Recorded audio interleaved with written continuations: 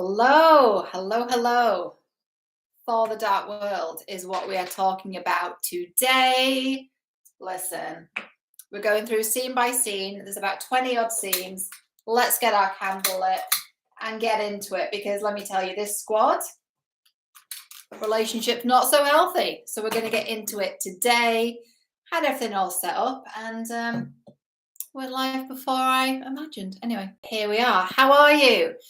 How are you? And are you enjoying going through this kind of character study in this way? If you are, I might do this for the OGs. I might do this for Cap, for Steve Rogers, for Natasha Romanoff, Tony Stark, maybe for Bruce Banner, and maybe for Hawkeye. Probably not for Hawkeye. Probably not, to be honest. But if you're enjoying this character study, let me know. It's really interesting to go through everything scene by scene and see how their relationships have progressed over time. We forget some of the things that they've said and done. So let's get into Thor the Dark World. We're focused on Thor's POV. The big relationship themes here, or the relationships we're focused on, are going to be Thor and his brother and Thor and Jane primarily. We're obviously going to talk about Frigga and Odin because of everything that happens in the Dark World. There's a lot. I've got about 1,600 words of notes. So let's get into it. Before we do, if you haven't met me before and haven't been here before, welcome to Love and Fandom, where we believe the relationships we see on the screen help us to understand ourselves at a deeper level and have a better relationship with ourselves and each other. I'm Cheryl Muir, relationship expert, certified coach. I've been coaching for 8 years and I help women with their relationships. And let's crack on and talk about Thor the Dark World. If you didn't know, maybe you don't need to know, but Thor the Dark World is my favorite film in the MCU, or it's certainly my comfort movie anyway, because I'm Scorpio, so we like a dark film, the darkness. If I'm not feeling good, I want to put on Thor the Dark World. I find it very comforting. I've seen this movie at least 10 times, maybe more. I find it very comforting, and it's mostly known as the worst movie in the MCU, but it is what it is. So scene by scene, scene 1, Vanaheim. The first word Thor says in this movie: Sif, I've got things completely under control. Thor, is that why everything's on fire? Thor then defeats the Rock Man, who is a Cronin, which of course is the same species as his future friend, Korg, a little bit of foreshadowing. And then he has that cocky moment at the end where he's defeated the Cronin with Mjolnir and he falls into a pile of rocks and he looks around and goes, anyone else? So this kind of cocky theme, which we've seen in the Avengers and in Thor 1, still very much prevalent for Thor. He's going backwards a little bit in his character development in terms of teamwork and working with other people. However, he does let Hogan stay on Vanaheim and says basically, stay with your people and thank you for your help. So he does value his friends. So good job there, Thor. But he is going backwards in terms of, I'm the lone wolf again. He was there at the start of the Avengers, so I don't know if that's bad writing or if it's just Thor's character development. I don't know. Scene 2, he's talking to Odin on the balcony in Asgard as the warriors are training in the background. Thor says, our work would have gone more quickly with you at the fore, referring to the work they've just done in restoring the peace to all the 9 realms after the Bifrost was destroyed in the first film. Apparently, we're not talking about anything that happened in New York here. We're just going from Thor 1 to Thor 2, and other things have happened in between. Thor says to Odin, it would have gone more quickly with you at the fore. Odin, you must think I am a piece of bread that needs to be buttered so heavily. Anthony Hopkins, what an icon. Odin talks about Thor's confused and distracted heart. He said, you would be better served by what lies in front of you. And he looks at Sif. Thor says, this isn't about Jane Foster, father. So obviously Odin doesn't approve of Jane and Thor isn't having it. Thor doesn't care. He doesn't give a shit that his father doesn't like his mortal girlfriend. I do think Sif is endgame, but we'll come to that in a minute. So there's this real disagreement here. Obviously, Odin is really happy that Thor has restored the peace in the 9 realms, but he is not happy with his choice of girlfriend. Scene 3, sad party Thor is what we've called this scene. So there's celebrations after the peace has been restored to the realms. Fandrel's laughing with 2 Asgardian maidens on his arm. Volstag's laughing and telling stories to Asgardian children. Thor's looking wistfully in the distance. Then he goes off and he talks to Lady Sif. And Sif says, surely the All-Father has no further tasks for you tonight. Thor says, this is one I set for myself. And then he talks to her and says, I thank you for your sword and your counsel, good lady Sif. Romantic chemistry with Sif. She obviously really likes him. You can tell by her demeanor and her, her femininity and the way she's open towards him and smiling and flirting. I maintain he'll end up with Sif in the end. They're a match, and they will end up together if there's any justice in the MCU, which we know there isn't. But if there was, they would. Scene 4, Heimdall. So this task he was talking about is to go and speak to Heimdall, which, as we gather, is a regular occurrence. And they talk back and forth, how fair the stars, Heimdall, still shining. They talk about the convergence and what it is, the alignment of the worlds, which is the very dubious plot of this movie. And Thor says, how is she? Heimdall, she's quite clever, your mortal. She doesn't know it yet, but she studies the convergence too. So what we're learning here is that Thor has been checking up on Jane and making sure that he's safe, even though he's been busy with all this warrior shit. He wants to make sure that Jane's okay. So he's keeping an eye out for her. We know that he's made it his responsibility to do that. They lose sight of her because she's been sucked into that place where King Bor stored the Aether. We had the heavy exposition at the start of the film and Loki and the handcuffs and that whole thing. And we didn't go into that because this is Thor's POV. But we know that this Aether was stored where no one could ever find it. Jane's found it. What a coincidence. And it's now inside of her being. So they've lost sight of Jane. Scene 5, romance novel Thor. Thor appears in the rain outside the warehouse. He's rocked up. Jane slaps him, wants to check if he's real, and another to say she's mad at him. Here's the interesting theme here. Thor grew up in a family where open communication was not the vibe. And so if he has a family without healthy communication, he's now chosen a partner, consciously or otherwise, who slaps him instead of communicating. What might have been healthier is like, hey, I missed you. What happened? I know you said you'd come back. You're usually a man of your word. What is it I'm missing? What's going on? That didn't happen. Instead, Jane says, well, I was waiting and then I was crying and you were there in New York. You were on TV. I saw you. As we talked about last time, Jane wasn't in the Avengers. And then they have this really weird dialogue, which, again, I don't know if it's bad writing or if it's just a bad relationship. It's hard to say. But they have a very weird dialogue about fate and I knew you did. What? It's really strange to watch. It doesn't make any sense. And then they almost kiss, and then Darcy interrupts them with some comedy. So the theme here is they don't communicate well. They don't communicate well at all. Jane is very anxiously attached. She's waiting for him to come back. It's a mess.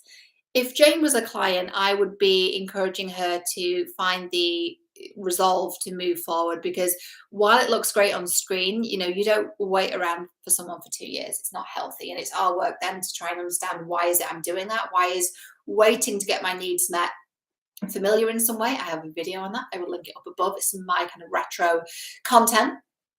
But she's waiting around for this person to come back, which is not cool. Then we have the whole thing of Darcy flirting with Thor. Everyone wants a piece of Thor in this film. And she's saying, look at you, still all muscly and everything. How's space? And he says, space is fine. And then the Aether explodes. The Aether is trying to protect Jane. Thor goes in and he actually protects Darcy as the Aether explodes, which I hadn't noticed before until I went back and watched it scene by scene. He turns and he shields Darcy with his body, so he's very much the protector, the hero. We know this about him. Then he goes up to Jane and he says to the police officer, this woman isn't well. The police officer, or the policeman, the English policeman, says she's dangerous. Thor says, so am I. He takes her up to Asgard with him. Now, it's good that he's protecting her, but just on a practical sense, if someone takes you off somewhere without, discussing it with you first, it's just a bit of a red flag. But it works in this film, but just in reality, just know that you might want to say, hey, do you want to visit another planet? Yay or nay? And then giving someone the chance to say, yes, no, maybe so. But he doesn't. He just like, we're off. And Darcy says, holy shit. What I really love about this film is the way that they ground it into reality. Like, if someone was beamed up by the Bifrost, your friend, with Thor, the God Man, you would say, holy shit. So I like that Darcy brings the realism. It's great. Anyway, it doesn't really matter that Thor hasn't communicated well here, because Jane doesn't give a shit. She's all good. She's excited about being on the Bifrost. She lands on Asgard and says, we have to do that again. Anyway, scene 7, quantum field generator. Thor's worried about her. He's saying to the healers, what is this? It's not of Earth. Healer says, we don't know, but she will not survive the amount of energy surging within her. He's really worried about his girlfriend, right? He wants to get her this support and this help, and he'll do anything to make that happen. He's really protecting her. This is positive. Scene 8, it's really the same scene, but I've separated them. Go to a banquet. So Odin comes in, tells Thor, take this girl back to Earth. Then he discovers the Aether. Jane says, who do you think you're talking to? She kind of is a bit like an American tourist, you know. Who am I? Who do you think you're talking to? I know very well who you are, Jane Foster. And she turns and says, you told your dad about me? And there's this whole thing of like, oh my God, he told his dad about me. And his dad happens to be the protector of the 9 realms and the king, and cool. So she knows that he's been talking about her, and she's getting to meet his family now, albeit in a very strange, chaotic way in meeting his family. Scene 9, Dark Elf Exposition. So this is the part where Odin tells the story of the Dark Elves, and they try and turn the matter into darkness, la la la. Jane, does your book happen to mention how to get it out of me? She's quite disrespectful towards Odin. I've always thought this. I thought if I was beamed up on Asgard and Odin's there, I'd be like shitting myself. I would not be giving him lip service. I'd be like, okay, whatever you say, just don't try not to kill me. She's just been really feisty. And when she says, does it mention how to get it out of me? Odin goes, no, it does not. So he says a lot by saying very little. No, doesn't tell me how. Good day to you, sir. Exit scene. What really matters here, and what we can see from a relational perspective, is that Odin knows that his son loves this woman, and Odin doesn't really care. He's not really bothered about how his son feels, even though his son's like, she's ill, like this could kill her. And Odin's like, oh, well. This is a theme in this family. They're not attuned to each other's emotional needs. And we're going to see this as a theme with Thor when it comes to his relationship with his brother as well. So as you're watching, by the way, feel welcome to drop me any comments. I'll happily get to them at the end. I'm always happy to answer questions when I'm on live with you. So scene 10, Thor and the balcony. So now Jane's on Asgard with him. They do this little walk, and she asks how he knew she needed help because she disappeared because she wasn't on Earth. How can that be, Thor? What fresh hell is this? What's going on? Thor explains the convergence. They do the romantic thing with their hands where his hands are massive and hers are tiny. They kiss. It's all very romance novelly. And he's like, look, we'll figure it out. Thor, I'll find a way to save you, Jane. But your father said there was. My father doesn't know everything. So he's kind of cool about betraying Odin. It's no big deal. We see this with Thor a lot. We see him not really caring to betray his father because he doesn't really have any loyalty to his father, I don't think. And I actually don't think there's a lot of love there. He was buttering him up in one of those earlier scenes, you know, when Odin said the thing about, you must think I'm a piece of bread that needs to be buttered so heavily. But actually, Thor isn't emotionally involved with his father that much. He's cool about doing the opposite of what his father says. He doesn't care. Frigga turns up. We love Frigga. She had more scenes in this film. Jane Foster, this is Frigga, Queen of Asgard, and she is also my mother. And Jane's all like, oh shit, it's his mum. I'm meeting his mum now. So again, with the communication, Thor's not like, hey, I'll introduce you to my family, come and meet my family. It's all a bit chaotic and like not being communicated. If you're with someone who springs this upon you, again, bit of a red flag. In reality, it's cool on film. But in reality, if someone's like, oh, by the way, this is my mom, you'd be like, it would have been nice to have some advance warning. So just something to think about. Anyway, all hell breaks loose in the prisons. Frigga says Loki, and Thor's like, oh shit, yeah, my brother is in prison, I forgot, and haven't gone to visit him. So Frigga says, go, I will look after her. I'm acting out the voices as we do this. I just really love this film. So she says, I will look after her. And she's right? She keeps by her word. She does look after Jane. Scene 11. Here's what happens. Frigga's death. So I should have given a spoiler warning, but this film was a long time ago and we all know this, right? So Thor's fighting in the prisons. Loki's talking to the cursed monster thing. And then we cut to Thor running to Frigga, seeing she's been stabbed. It's just a horrible scene, that. And then he hits Malekith with the lightning bolt. And he stood there watching as Odin, as his father, holds Frigga, his mother, as she dies. And he's holding her as she's not there anymore. It's a heartbreaking thing to witness. And he's just watching it and just completely helpless. And he couldn't save her. He couldn't save his mother. There's a lot I could say here in terms of how Thor processes this. He really doesn't. He doesn't. You can see him feeling it in the moment, but there's no processing of it because he doesn't have time. It's too chaotic. When you have a partner in your life, and when this partner's in your life, it's connected to a lot of destruction and loss and chaos. They're not, just know that they're not a life partner. If someone comes into your life and all of a sudden people in your world are dying, you're losing your job, everything's going to shit, they're not a life partner. They're someone that comes in to teach you a lot of lessons. They're not someone you want to stay with if you ever have that experience. Destruction and love are not mutually exclusive. So just know that that person's more karmic in nature, and like it's not healthy. Since he's known Jane, people he loves are dying. I'm not saying it's Jane's fault, it's obviously not, but it's not a good sign. It doesn't bode well. So scene 12, Frigga's funeral, one of the most beautiful scenes in the MCU. It reminds me of when oh gosh, I forgot his name, Guardians of the Galaxy, Yondu with the thing, when he passes in Guardians 2 and they have the Ravager's funeral. It has the same evocative music and visuals and emotion, and I always cry when I see Frigga's funeral. I think it's so profound, and her soul leaves her body and we see her soul and the light, and it's all really beautiful. Here's what's specific about this and what we need to notice is that Jane's there looking on and Loki's not there.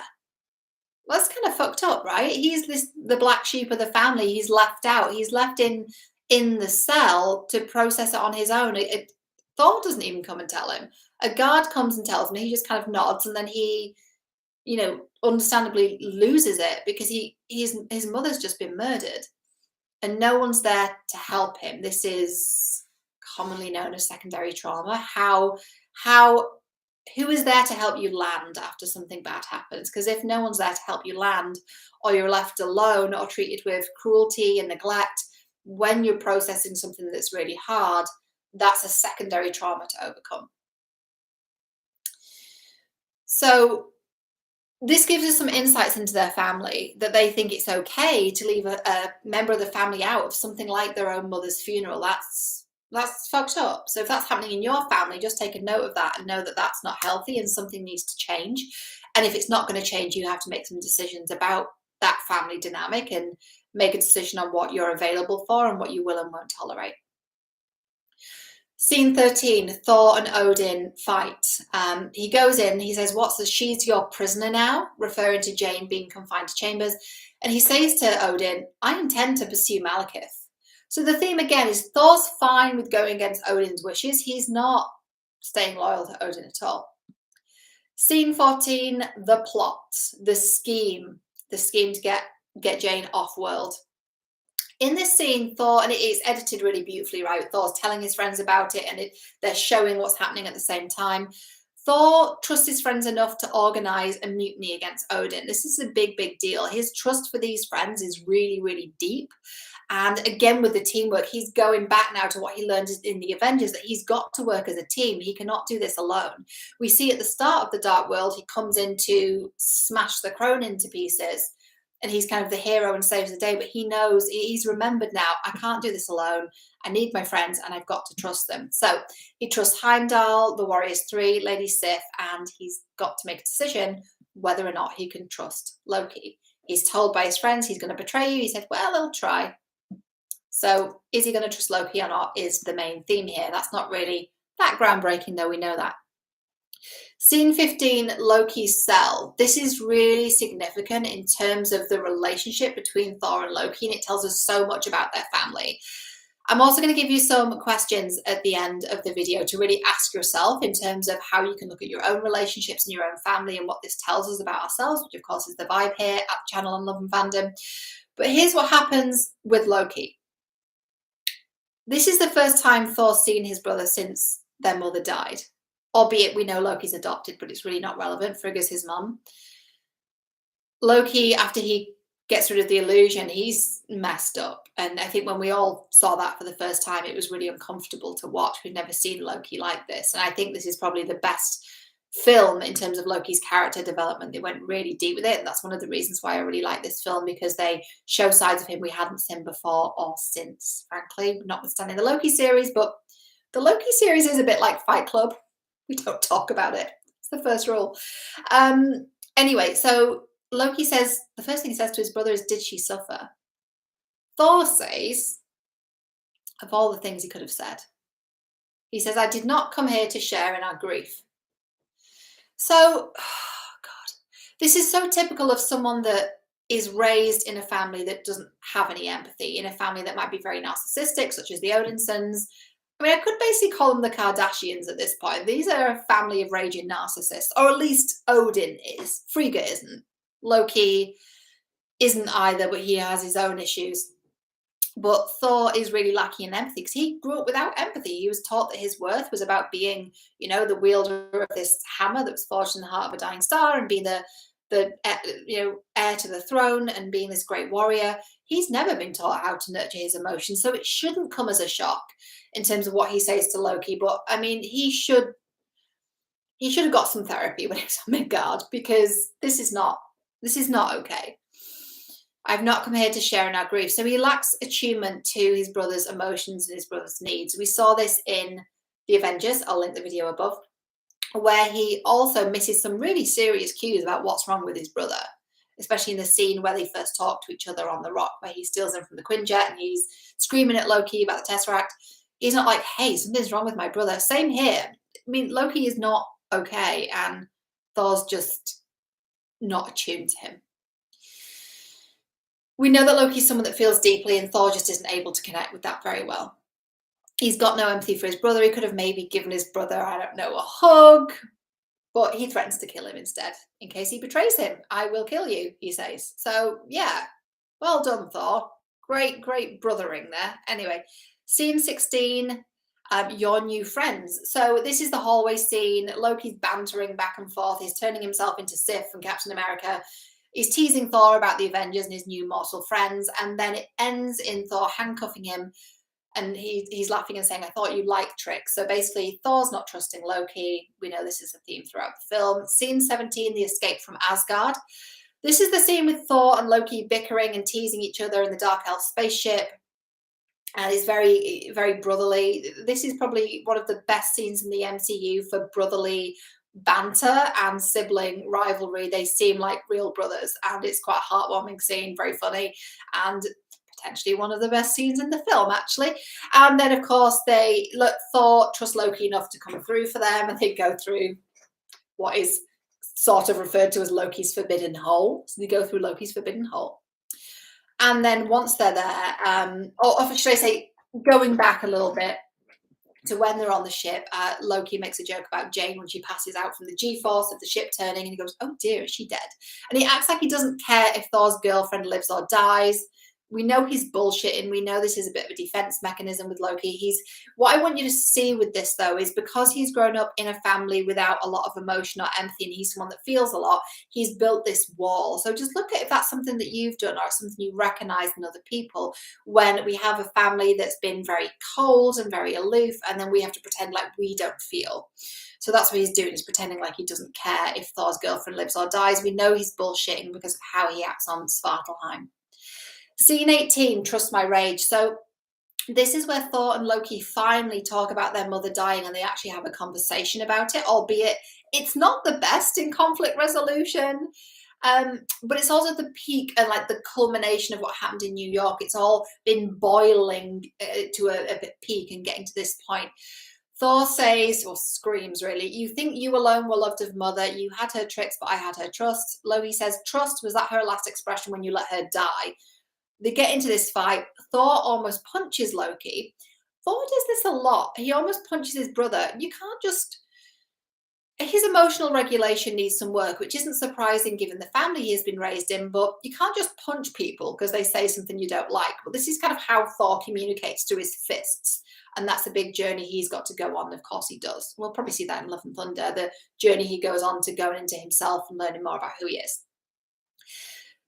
It ends with Thor saying, I wish I could trust you. Loki says, trust my rage. There's also an interesting conversation in the ship when Jane's sleeping, or she's kind of, trying to rest and recuperate from this ether being inside her, which is an infinity stone, which is also linked to what's going to happen in Thor Love and Thunder, we think.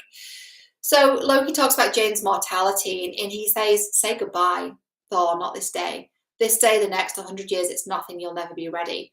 The way I read this scene, knowing what we've seen from Loki and how he kind of shields his emotions, he is actually really concerned about his brother dating this mortal woman and what it might mean when she inevitably dies, because she's not going to live as long as them. So he's concerned about this.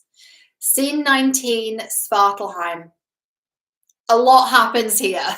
It's quite complex, but you know, they do the double cross illusion thing. Loki does the thing he says he's going to do. He uses his body as a shield to protect Jane when the Aether is shattered by Thor's lightning. So they can't destroy it, they find out. But Loki does try and protect Jane. And I take this as not necessarily Loki caring about Jane an enormous amount, but rather caring about his brother and how his brother would feel should his girlfriend pass. He wants to protect his brother's girlfriend, of course he does, even though she slapped him earlier. Jane's slapping a lot of people in this film, but he protects her, and I think that's probably not talked about enough. It seems really, really important to his character that he would do that for a mortal woman and also do that for his brother. There's a lot of fighting. Loki saves Jane again by throwing her out of the way of the grenade thing. Thor then saves Loki by he pulls him away from going into the void, pulls him away from that. Then from a distance, Loki sees his brother getting beat up by Curse. He intervenes, he gets stabbed, he kills the monster with the grenade and avenges his mother's death. Then he says later, I didn't do it for him. I mean, he didn't do it for Odin, he did it for his mother. Loki loses consciousness in Thor's arms. They have a whole exchange and make peace with each other. Thor also has a Scottish accent at some point. You fool, you didn't listen. Why are you in a Scottish accent? Why is that happening? Anyway, Thor walks away and doesn't check for a pulse. Thinks his brother's dead, but he isn't. My theory with this, and I don't think this is canon, maybe it is, I don't think Loki actually faked his death. Loki was actually really stabbed and Thor walked away without checking for a pulse. And then Loki was fine and decided to then change himself into a guard, one of the Einherjar, and then make his way back to Asgard. So, yeah, Loki was really stabbed. That wasn't an illusion. How could it be? Because he actually killed the monster. He got stabbed and Thor was like, well, see you later. Walks off. So, scene 20, the mobile phone in the cave scene. So, instead of appropriately feeling his feelings about his brother dying, I suppose he doesn't really have time, but he makes a joke about a ringtone. Oh, you know, who's that ringing? It's not me. He gets jealous of Richard, the sea bass lunch date man of Jane's, and they go through a convergence point and get back to London. The theme here again, same thing. Thor's not great dealing with his emotions. He doesn't feel them when he should, like when his mother or his brother dies. And then he can't control his emotions, like when he also almost punched Loki in the Asgardian flying boat thing.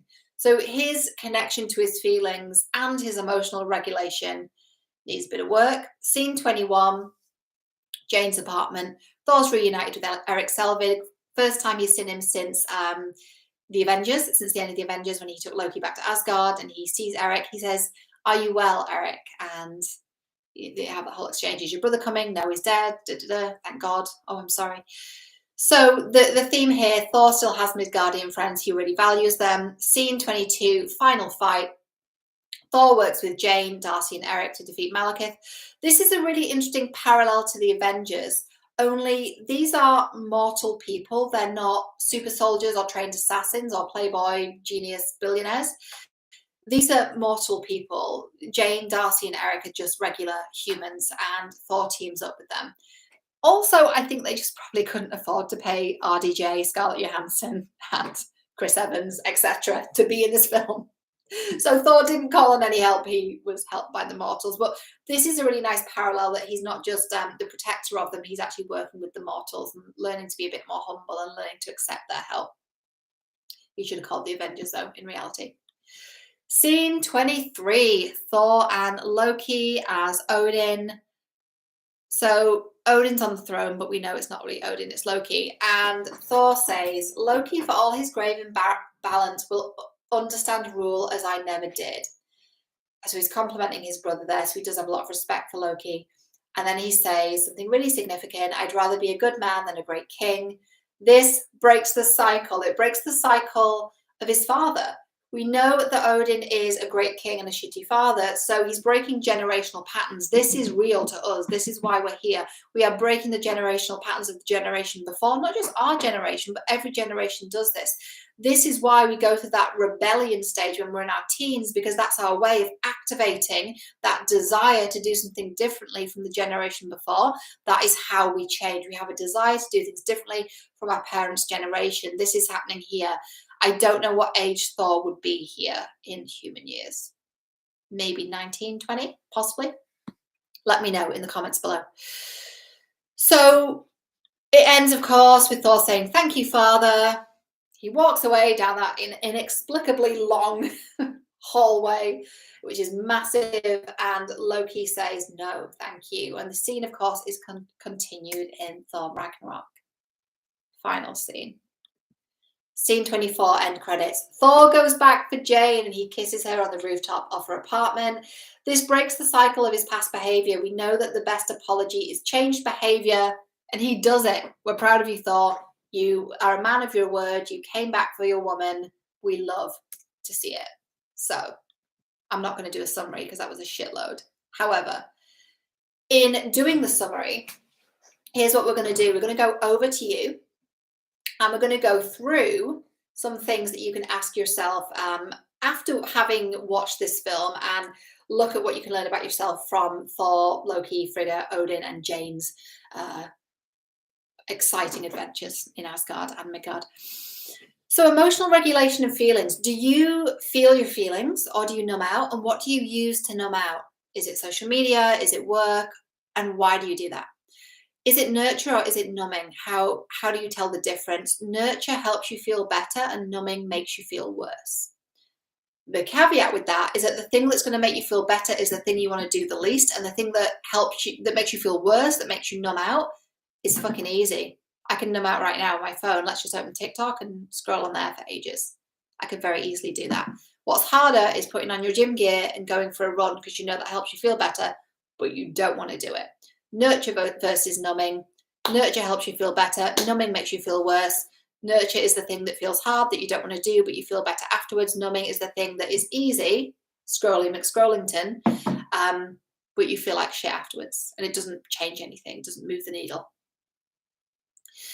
Next question is around empathy. So when you feel upset, when something's happened that's really difficult, what do you need from the people around you, and how can you ask for that? How can you communicate with the people in your life and say, hey, I need a hug. I need you to speak to me in a more gentle tone. What is it you need to say? Also, where in your life are you tolerating people who are cold and aloof? Generally, people that come into my world, that are generally really beautiful souls who feel really deeply and who are really empathetic and sensitive. And if you're tolerating people who are cold and aloof, that's not going to do you any good. And so why are you tolerating that? Do you keep going back to people who can't give you what they need, who can't give you what you need? Which looks like, you know, they're cold as ice, but you expect them to be warm and loving. It ain't going to happen, right? A dog isn't suddenly going to start meowing. It's not a thing. If you want something to meow, go find a cat. That dog isn't going to do that. So where in your life are you going to people who have shown you they can't give you what you need, and you communicated it and they still don't because they can't? So we need to stop going back to those people, and that is how we heal. One of the ways how we heal. There are many. How can you meet people who are warm and loving and who can support you properly? Who, when you say, you know, I feel really upset and I really need some encouragement, and they actually encourage you and they don't gaslight the shit out of you. How can you, and where can you meet those people? How can you feel worthy of that? Worthiness is a big theme with Thor. We know this. What can you do to help yourself feel worthy of people who meet your needs? Where did you learn that your needs were an issue, or that it wasn't okay to voice your needs? Because we're not born like that. We don't fly out of the womb and go, I'm not worthy of getting my needs met. You know, something happens. So if we learned it from somewhere or someone, we can unlearn it. We can unlearn it. And if you need help with that, I have courses, I have free trainings. The info is always in my description. You can also go on my website, cherylmuir.com. From paid courses to free trainings, I can lead you through that process. And I also have a course on how to regulate your emotions, which is a big theme in this video. So it's up to us to feel worthy now. We can't stay in the mode of this happened to me and poor me, poor me. We've got to move forward. We didn't create it, but it's our job to heal it, right? It's our job to heal it now. It just is. It just is. And the clock is ticking. If we stay doing the same thing, we're not going to move forward, right? If we keep going, oh, but you don't understand, my childhood was really bad. If I could list out my trauma, you probably wouldn't believe me, because that's what it looks like when we've healed, right? And I don't mean to be an asshole or be arrogant by saying that, but I'm aware that I don't look like the things that I've been through, because I'm on the other side of it, and I'm not here going, bleed with me, let me open a wound and show you how wounded I am. We have to choose to heal, and there's lots of different ways that we can do that. If you're here to heal, that is the vibe. That is the vibe all day long. Healing is what we're here to do. Does it return to wholeness? More than anything, return to wholeness. Question, do you relate to Thor or Loki more? And why is that, do you think? Looking at family, how are the Odinsons family dynamics familiar to you? Is at any point in this video when I said something about their family, did you go, oh shit, my family were like that? And because we know we're not going to just stay in the past and say, oh, my past, I had a shitty childhood. Yeah, most of us did. How are those patterns playing out in your relationships today? How is what you went through when you were small being mirrored in your relationships today, and what are you going to do to change that? Final question. Waiting. Are you in the pattern of waiting for someone to come back? Like Jane was waiting for Thor. I was crying and I was waiting, and then I was crying again and waiting some more. How can you overcome this? How can you overcome the pattern of waiting? And if you don't know how, I have a shitload of information on this, and the details down below. I feel like I've been a little hard with you today, but you know, sometimes we need that tough love. I know I've had some realizations recently which came through the vehicle of tough love, and it's not nice to hear, but as they say, the truth will set you free, but first it will piss you off. And I think that's true. And you're strong. You're stronger than you know. You really are. Or as Thor says, she's stronger in ways you would never know. I think he says that about Jane when they're on the flying ship thing into Svartalfheim. She's strong in ways you'd never know. And so are you. Why do you think it is you're attracted to these, you know, gods and goddesses and heroes? Because they're mirroring a strength within you. If you didn't have that within you, you wouldn't even be able to see it, right? There's something in there that's aspirational to you, because it's a reflection of a part of you that's there, that's strong and resilient and is going to overcome. And the hero's journey is a hell of a journey. That's what we're seeing Thor go on now. But if you relate to his journey, or frankly Loki's as well, even though the MCU have really butchered his character development, which is really another topic for another video. If you relate to someone like Thor or any of these characters that are going through this arc, it's the hero's journey. So have a Google of the hero's journey and see what they go through, and see where you're at on that journey and how you can get to that next stage. Whoo! This was an epic training. It was an epic training. I hope you enjoyed it. If you got to the end, I'd love for you to give me the code word soul. Put soul in the comments below to let me know you got to this part in the video. And that is a reflection of the soul forge that Jane was in, that she calls a quantum field generator. So put soul down below. Thank you for being here. If you've loved this, I'd love to have a comment down below. Let me know what action step you're going to take as a result of this video, and also the biggest realization you had about yourself, your relationships, and possibly even your family dynamics. So feel welcome to share that with me in the comments below. And you know what to do. Like the video, share it, subscribe to the channel, turn on notifications to be notified next time we are live. And the next video is going to be about Thor in Age of Ultron. Yes, we're actually doing it. We're actually doing Age of Ultron. We're actually going there. God help me. Tuesday, Age of Ultron analysis is happening. So we'll see. See what happens there. This has been Love and Fandom. I've been Cheryl Muir. You have been here all the way to the end. I love you. I appreciate you. I'll see you next time on Love and Fandom. And remember, you are absolutely worthy of love. Bye for now.